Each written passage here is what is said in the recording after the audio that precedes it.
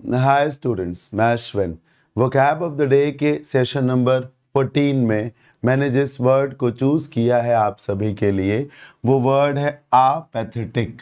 आइए आगे की स्लाइड में डिटेल में जानते हैं सब कुछ आपैथेटिक के बारे में।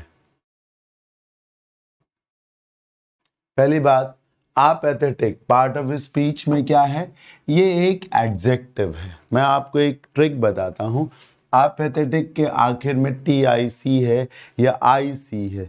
ज़्यादातर ऐसे वर्ड्स एडजेक्टिव होते हैं, जैसे आप बोलिए ऑथेंटिक, जैसे आप बोलिए मैग्नेटिक, आप बोलिए सिस्टमैटिक। तो ये सारे वर्ड्स क्या हैं? एडजेक्टिव हैं। तो आपैथेटिक क्या है सर? एक एडजेक्टिव है। मीनिंग से ये वर्ड नेगेटिव है। इन बातों को बहुत ढंग से सुनना चाहिए। अगर बताया जाए कि कोई वर्ड पॉजिटिव है तो बहुत सीरियस होकर इस बात को समझें, नेगेटिव है तो बहुत सीरियस हो जाएं इस बात को लेकर, क्योंकि वो उसका एक स्पेसिफिक जोन हो जाएगा जहाँ पे वो यूज़ होगा। तो आपैथेटिक एक नेगेटिव वर्ड होता है जिसका मतलब होता है नीरस, या फिर कोई फर्क नहीं पड़ता उसको, वो डिसकनेक्टेड है, अनकंसर्न्ड है, उसको कोई लगाव नहीं है, उसको कोई दिलचस्पी नहीं है, कोई रुचि नहीं है जिस भी चीज़ की बात करी जाए, तो वो आपैथेटिक हो जाएगा। आप इसे समझेंगे कैसे? एक तो तरीका यह है कि इसकी बेस फॉर्म होती है अपैथी। अपैथी एक नाउन है, नीरसता इसको कहते हैं। इसी का एडजेक्टिव ये लिखा अपैथेटिक। सॉलिड तरीका क्या है वो देखिएगा सर, बहुत ढंग से देखिएगा। ये जो पैथी मैंने लिखा ना, पैथी, पैथी का मतलब होता है सर झुकाव, लगाव, अपनापन, अटैचमेंट। कैसे? इसी पैथी के आगे सिंपैथी लगा दी से, एम्पैथी लगा दी से। पैथी है तो लगाव है, और ध्यान से देखिएगा सर, पैथी है तो लगाव है, और इसी पैथी के आगे ए लगा दिया। अपैथी तो लगाव नहीं है। शायद आप नहीं जानते, तो बहुत सारे ऐसे वर्ड्स होते हैं जिनके पहले अगर हम ए लगाते तो उसका मीनिंग सीधे तौर पे बदल जाता है, जस्ट ऑपोजिट हो जाता है। जैसे आप बोलिए मॉरल, मीनिंग जानते होंगे आप, इसी का जस्ट उल्टा है अमॉरल। जैसे एक वर्ड होता है टिपिकल, इसका जस्ट ऑपोजिट है सर एटिपिकल।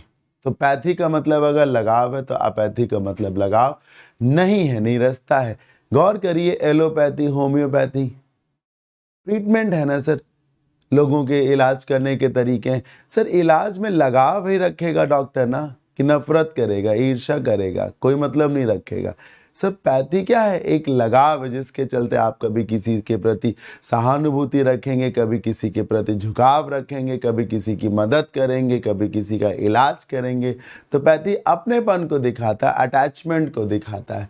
तो वही पैथी जब इधर आ गया, आपैथेटिक हो गया, तो मतलब कोई लगाव नहीं, नीरसता है आप में, आप नीरस हैं, उत्सुकता नाम की कोई चीज़ ही नहीं, आपको कोई फर्क ही नहीं पड़ता, आप डिसकनेक्टेड है, अनकंसर्न है। देखिए ना, लैकिंग फीलिंग इंटरेस्ट और कंसर्न फॉर समथिंग, मतलब कोई इच्छा ही नहीं आपके भीतर से किसी चीज़ को लेकर, इंटरेस्ट ही नहीं है, कोई चिंता ही नहीं है, अपनापन नाम की कोई चीज़ ही नहीं है, तो आप आपैथेटिक हो जाएंगे। जैसे अनकेयरिंग, केयरिंग पेरेंट्स कौन होते हैं? केयरिंग वाइफ या केयरिंग हस्बैंड कौन होते हैं? जो दूसरे पार्टनर की देखभाल करते हैं, चिंता करते हैं। अनकेयरिंग है तो कोई फर्क ही नहीं पड़ता, कोई घर पे है या बाहर है, who cares.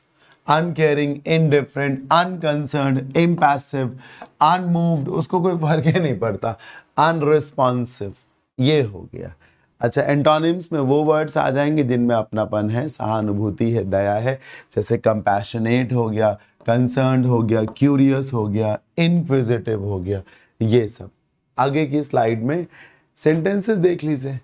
The apathetic man did nothing to save his family from starvation.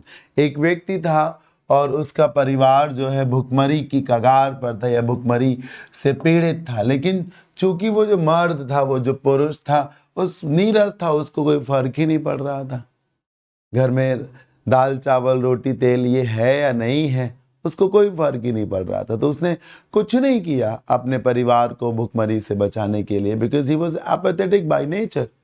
ये देखिए, you won't succeed if you are apathetic. बिल्कुल सही बात है, आप सफल नहीं हो सकते अगर आप रुचि ही नहीं लेंगे, आप अरुचिकर हो जाएंगे, तो फिर आप आगे नहीं बढ़ेंगे।